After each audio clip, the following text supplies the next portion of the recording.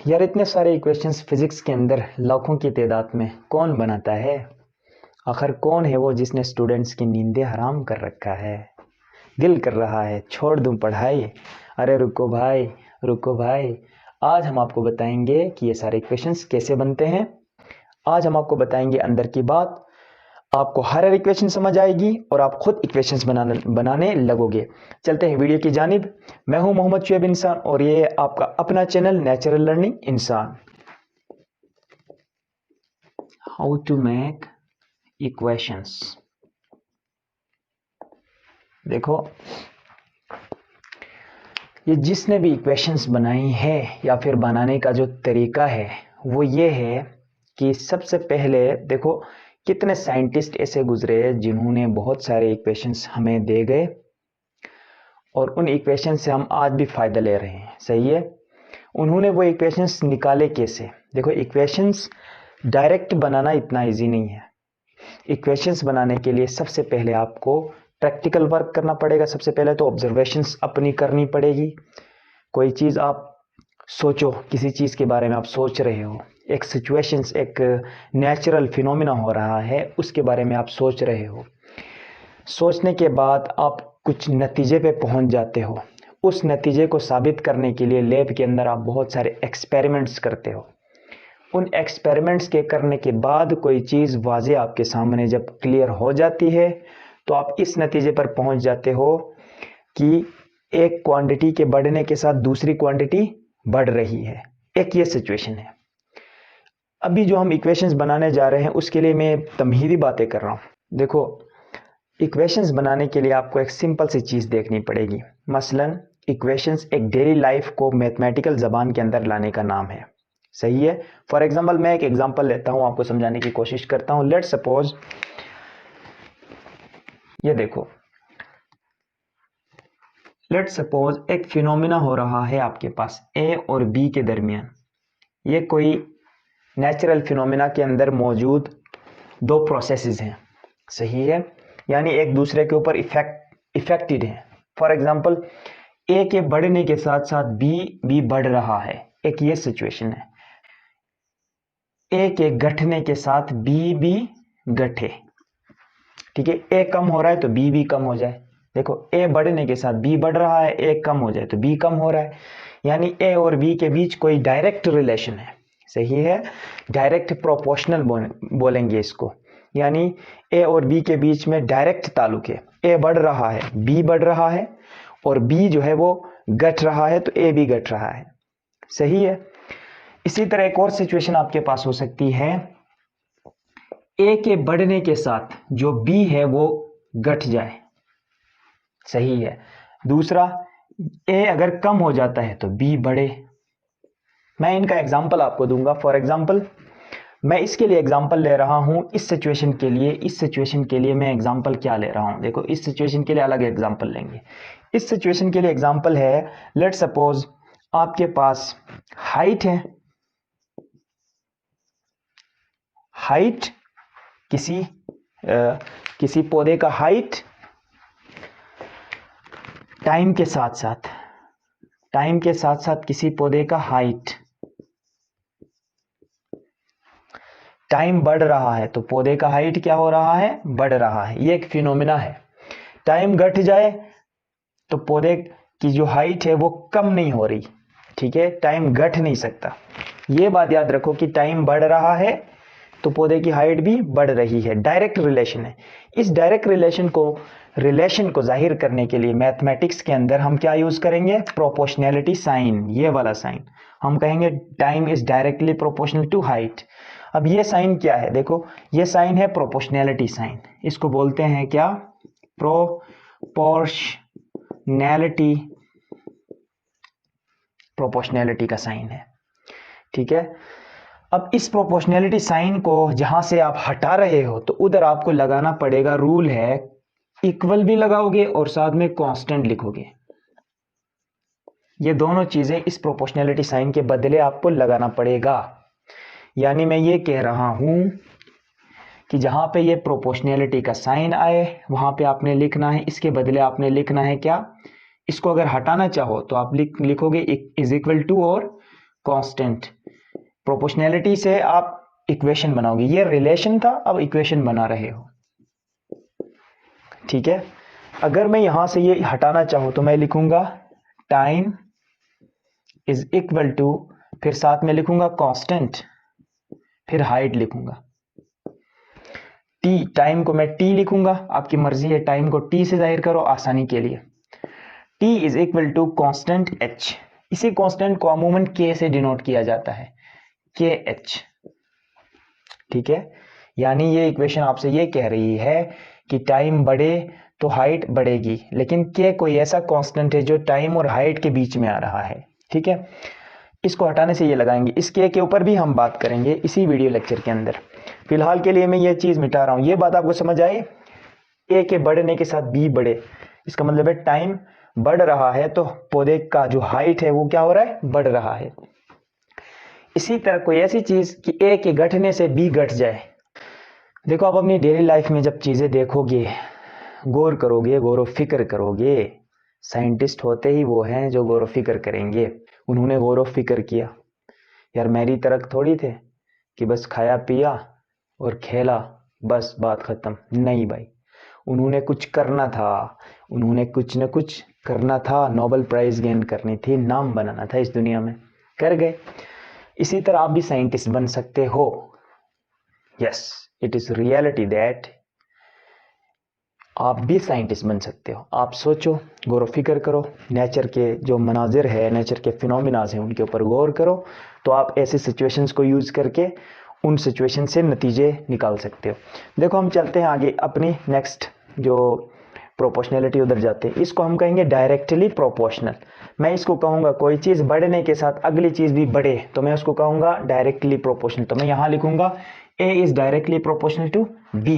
अब ये एरोज नहीं लगाएंगे, जब हम ये सीखें कि A is directly proportional to B का मतलब ही ये है कि A के बढ़ने के साथ B बढ़े, A घटने के साथ B घटे, तो इसका मतलब है A is directly proportional to B। देखो देखो ये चीज सारी फिर से करते हैं। अभी आपने क्या पढ़ा, A is directly proportional to B, इसका मतलब ये है कि A बढ़ने के साथ साथ B भी बढ़ रहा है, A के घटने के साथ B भी घट रहा है।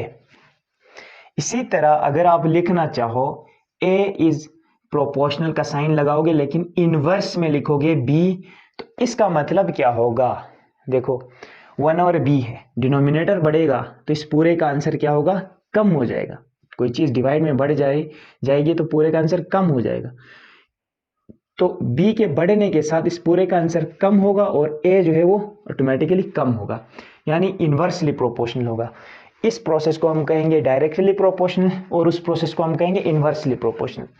यानी B के बढ़ने के साथ A क्या हो रहा है, कम हो रहा है।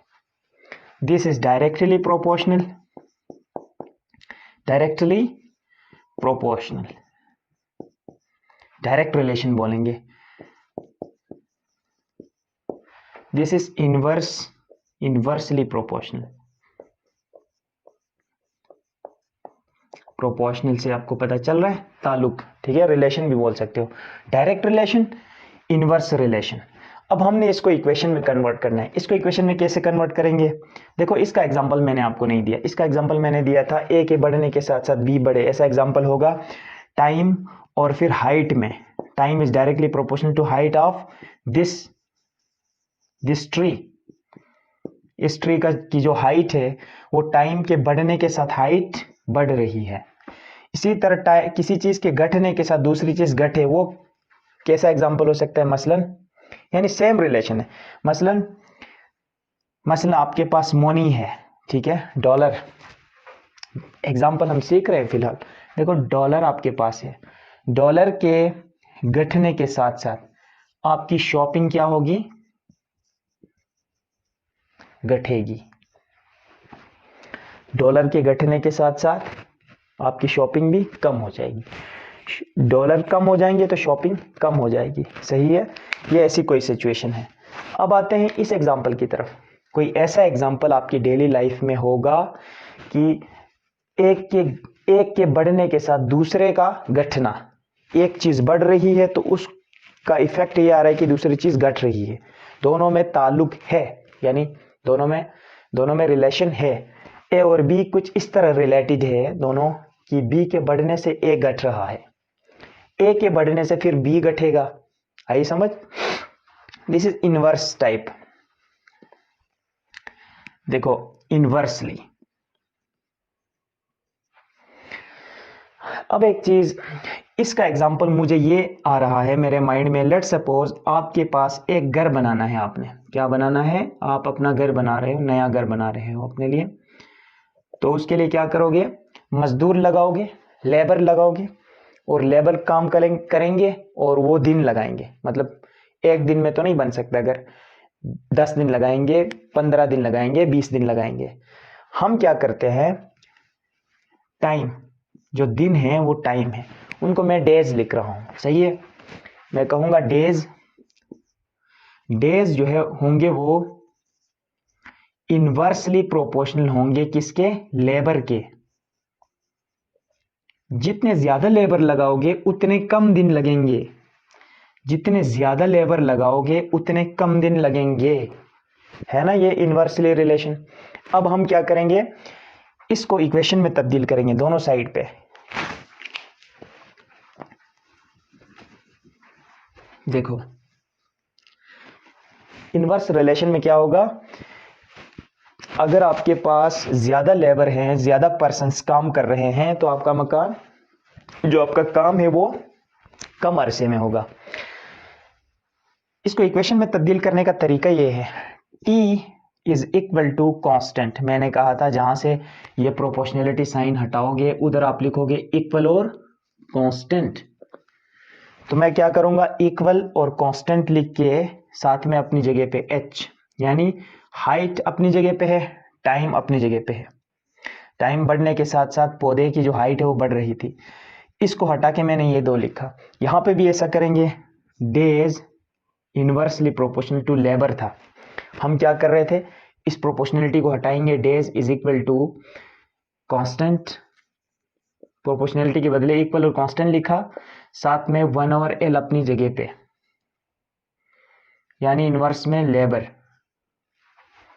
ये आपकी इक्वेशन कहलाई। इसको आप फर्दर आसानी के लिए time is equal to constant को के कहो, कोई नाम दे दो, कोई लेटर नाम दे दो, कोई अपना नाम ले दो, ले लो। लेट सपोज मैं अपना नाम लिखता हूं, इधर मैं S लिखता हूं, ठीक है, साथ में H लिखता हूं।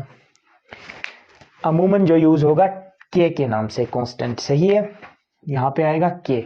अब यहां क्या होगा, days is equal to constant को के नाम दिया, बार बार CONST लिखने से बेहतर है के लिखो, के इंटू 1/L,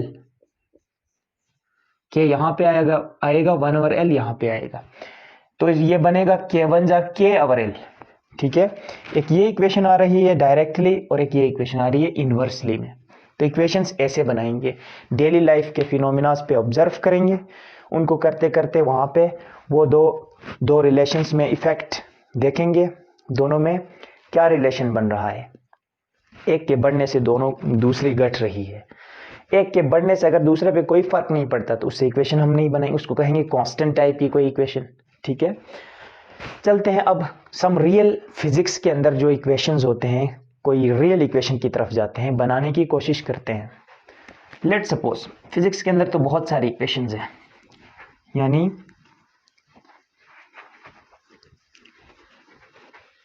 अगर आपको थोड़ा सा कंसेप्ट प्रोपोर्शनैलिटी साइन का आया है तो देखते हैं। देखो फिजिक्स के अंदर आपके पास बहुत सारे इक्वेशंस है, यानी आपको F is equal to ma दिखने को मिलती है equation, E is equal to mc square मिलती है, ठीक है। इसी तरह F is equal to k Q1 Q2 divided by d square, F is equal to minus kx मिलेगी, y is equal to mx, slope की इक्वेशन। ये सारे इक्वेशंस और भी बहुत सारे बेशुमार इक्वेशंस। लेट सपोज हम इसकी बात करते हैं, इसको बनाने की कोशिश करते हैं। फर्ज कर ले इस इक्वेशन में न्यूटन साहब ने जो कहा था, देखो उसने ऑब्जर्व किया, सबसे पहला काम उसने किया तो क्रेडिट भी उसी को जाएगा। न्यूटन ने क्या ऑब्जर्व किया, न्यूटन ने ऑब्जर्व किया कि अगर मैं किसी चीज पे फोर्स लगाता हूं तो वो फोर्स उस चीज के अंदर एक्सेलरेशन पैदा करा रहा है। अगर मैं किसी चीज पे फोर्स लगा रहा हूं तो ये फोर्स उस बॉडी के अंदर मोशन पैदा कराएगा। मोशन यानी चेंजिंग मोशन, एक्सेलरेटेड मोशन, उसको उसकी वेलोसिटी को जीरो से बढ़ा के कुछ बढ़ाएगा, इंक्रीज कराएगा वो फोर्स। यानी कह रहा है कि एक्सेलरेशन है वो डायरेक्टली प्रोपोर्शनल है फोर्स के। फोर्स बढ़ा रहा था तो एक्सेलरेशन क्या हो रहा था, बढ़ रहा था। आ गई ना रिलेशन फोर्स और एक्सेलरेशन में। अब हम क्या करेंगे, इस प्रोपोर्शनलिटी को हटा के यहां पहुंचने की कोशिश करेंगे। और दूसरी बात उसने एक और बात की, वो कह रहा है यही एक्सेलरेशन अगर कोई बड़ा मास है तो कम पैदा होगा, यानी उल्टा है। देखो मैस के उल्टा, इनवर्सली रिलेशन है मैस के। मैस बड़ा है तो एक्सेलरेशन कम, मैस छोटा है तो एक्सेलरेशन ज्यादा। तो कह रहा है acceleration is inversely proportional to mass. Inversely था तो मैंने क्या कर दिया, 1 आवर में लिख दिया, ताकि डिनोमिनेटर में कोई चीज बढ़े तो ओवरऑल आंसर 1 आवर में करेंगे तो 1 डिवाइड बाई कोई बड़ा चीज तो उसका ओवरऑल आंसर कम आएगा, तो एक्सेलरेशन घटेगा। मैस बढ़ने से एक्सेलरेशन कम हो रहा है। तो इस ऊपर वाली चीज को उसने रिलेशन 1 कहा, नीचे वाली चीज को रिलेशन 2 कहा। देखो एक कॉमन चीज है, एक्सेलरेशन के साथ फोर्स का रिलेशन, उसी एक्सेलरेशन के साथ मैस का रिलेशन। फोर्स के साथ डायरेक्टली रिलेशन आ रहा है, मैस के साथ इनवर्सली रिलेशन आ रहा है। जो डायरेक्टली आ रहा है वो आपकी पहली रिलेशन इक्वेशन नहीं है, ये दूसरी रिलेशन है। हम रिलेशंस को कंबाइन भी कर सकते हैं। देखो कंबाइन करेंगे 1 एंड 2। हर पॉइंट में आपको बता रहा हूं बच्चों, जो बिगिनर्स हैं, बेसिक लेवल के स्टूडेंट्स हैं, जो अभी अभी इक्वेशंस के साथ खेलने के लिए साइंस के अंदर इंटर हुए हैं, उनके लिए ये चीजें बताना मस्ट है। इसलिए हर पॉइंट को आपने गौर से कॉपी पेन ले लो और नोट करते हुए प्रैक्टिस करते हुए इक्वेशंस बनाना सीखो। देखो इन दोनों रिलेशंस को कंबाइन करेंगे कैसे, दोनों साइड में से एक कॉमन साइड ली जाती है, तो इधर बात होगी फोर्स से, इधर बात होगी मैस से। इसी एक चीज को लेके हम दोनों से कंपेयर करा सकते हैं। मैं लिखूंगा acceleration is directly proportional to, ऊपर था एफ, डिनोमिनेटर में था एम। क्या कर दिया, दोनों ए में से एक ए, कॉमन सी बात है कि दोनों यही है, ए कर दो तो एक्सेलरेशन को शो कर रहा है, दोनों सेम एक्सेलरेशन था, एक ही चीज की बात हो रही है। अच्छा प्रोपोर्शनलिटी साइन भी तो सेम है। देखो ए डायरेक्ट आगे देखो तो एफ आएगा, दिस इज डायरेक्टली लिंक है। सीधे आगे देखोगे जो नजर आएगा वो A is directly proportional to F, A is inversely proportional to M. जो नीचे डिनोमिनेटर में आ रहा है वो इनवर्सली प्रोपोर्शनल है, और जो ऊपर सीधे सामने आ रहा है वो डायरेक्टली प्रोपोर्शनल है। ये करने के बाद हम इक्वेशन लिखेंगे। देखो कैसे लिखेंगे इक्वेशन, हम क्या कर रहे थे, प्रोपोर्शनलिटी को साइन को हटाएंगे तो क्या आएगा, इक्वल और कांस्टेंट आएगा।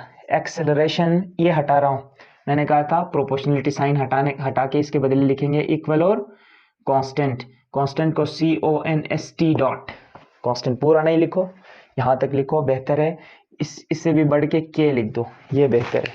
तो आप आपकी मर्जी है, शुरू में अभी आप बिगिनर्स हो तो ये चीजें कांस्टेंट ही लिख दो, CONST लिख दो। देखो इसको हटाओ, इक्वल लिखेंगे और CONST कांस्टेंट लिखेंगे। इसको हटाया है, सिर्फ ए अपनी जगह पे है, एफ और एम अपनी जगह पे लिखना है। अब इस कांस्टेंट के बदले के लिखो, ए इज इक्वल टू के एफ डिवाइडेड बाई एम। ठीक है, के एफ डिवाइडेड बाई एम।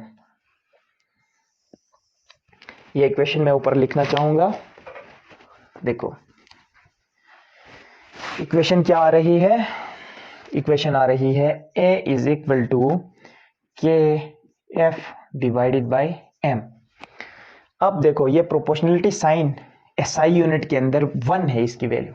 जब न्यूटन ने जो काम किया उसमें अगर उसने 1 मीटर पर सेकंड स्क्वायर 1 kg मैस के लिए और 1 न्यूटन फोर्स, किसी बॉडी पे 1 न्यूटन फोर्स लगाओ और 1 kg मास हो और 1 मीटर पर सेकंड स्क्वायर एक्सेलरेशन पैदा होता है, उसके लिए k की वैल्यू 1 आएगा। तो SI यूनिट्स जब इनकी हम पुट करते हैं तो k की वैल्यू क्या बनती है, 1। यहां से k की वैल्यू निकाल सकते हैं, कैसे, k को यहां रखो, बाकी को शिफ्ट कराओ, k अपनी जगह पे रखो, a अपनी जगह है, इस m को उधर भेजो तो ऊपर आएगा, इस f को उधर भेजो तो नीचे आएगा। अब इन सब की वैल्यू SI वाली रखो, 1 यूनिट, मैस है 1 kg, एक्सेलरेशन है 1 मीटर पर सेकंड स्क्वायर, फोर्स है 1 न्यूटन। तो k की वैल्यू क्या आ रही है, 1 multiply by 1 is 1, 1 divide by 1 is 1, तो k की वैल्यू आ रही है 1। वही k की वैल्यू 1 तस्वुर करके इस इक्वेशन के अंदर k की जगह पे 1 माना जाता है। जब इधर k की जगह पे 1 मानते हो तो आपके पास आता है a इज इक्वल टू, ये तो 1 बन गया, अब बचा f ओवर m, k की जगह पे 1, f बाई m।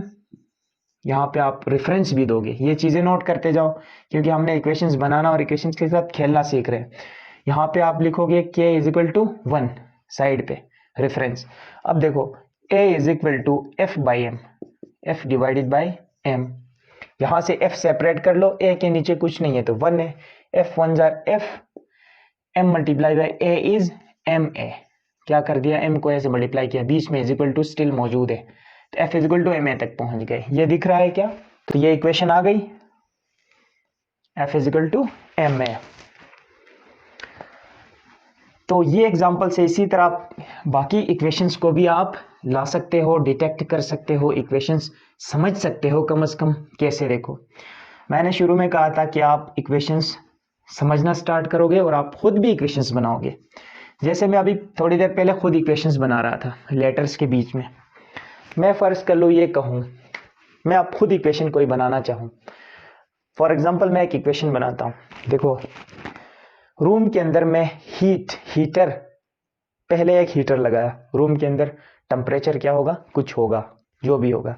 दूसरा हीटर लगाऊं, टेम्परेचर ज्यादा होगा। तीसरा हीटर लगाऊं, टेम्परेचर और ज्यादा होगा। यानी हीट, जो हीटर्स की तादाद में बढ़ाऊं, हीट बढ़ा रहा हूं तो टेम्परेचर क्या हो रहा है, बढ़ रहा है। डायरेक्टली प्रोपोर्शनल है ना ये, heat is directly proportional to temperature. ये इसको इक्वेशन में कैसे तब्दील करूंगा, हीट इज इक्वल टू, इसको हटा के मैं इज इक्वल टू और कांस्टेंट लिखूंगा, CONST डॉट और T अपनी जगह पे। फिर क्या लिखूंगा, heat is equal to constant की जगह पे KT, ये मैंने लिख दिया। ये कोई इक्वेशन लेकर आया हूं। अब इस पे मैं काम करूंगा क्या है कि ये इक्वेशन सही है या गलत है। हर सिचुएशन के लिए मैं काम करूंगा। अगर ये हर सिचुएशन में ये इक्वेशन काम कर रही है तो ये एक बनेगी यूनिवर्सल लॉ। अगर ऐसा हुआ तो ठीक है, यूनिवर्सल लॉ बन जाएगी, फिर मुझे मिलेगा नोबेल प्राइज और मैं बनूंगा साइंटिस्ट। देखो साइंटिस्ट बनना इतना मुश्किल नहीं है, लेकिन मुश्किल है। इसके लिए आपको लगानी पड़ेगी दिमाग की बाजी। आई समझ। चलो चलते हैं। अभी एक और चीज मैं आपको बताने वाला था, वो था के की वैल्यू। के के ऊपर हम बात करेंगे। ये है क्या के, देखो के लिए मैं एक और एग्जांपल आपको देना चाहूंगा। देखो जब एक स्प्रिंग है, ये एक स्प्रिंग है, सही है, ये अपनी जगह पे था, यहां दीवार है, दीवार के साथ आपने रखा है, ठीक है, ये एक सरफेस है, फ्रिक्शनलेस सरफेस मान लो, फ्रिक्शनलेस है। यहां से मैं पकड़ के इसको आगे खींचूं तो इस स्प्रिंग की हालत क्या हो जाएगी, ये खुल जाएगा, ठीक है, यहां तक आएगा, ऐसा बन जाएगा। तो शुरू में स्प्रिंग यहां पे इसकी ये थी मेन पोजीशन, 0 पे, 0 से इस तरफ भी एक्स एक्सिस है और इस तरफ माइनस एक्स एक्सिस है, ठीक है, 0 के इस तरफ प्लस एक्स एक्सिस है, इस तरफ माइनस एक्स एक्सिस है।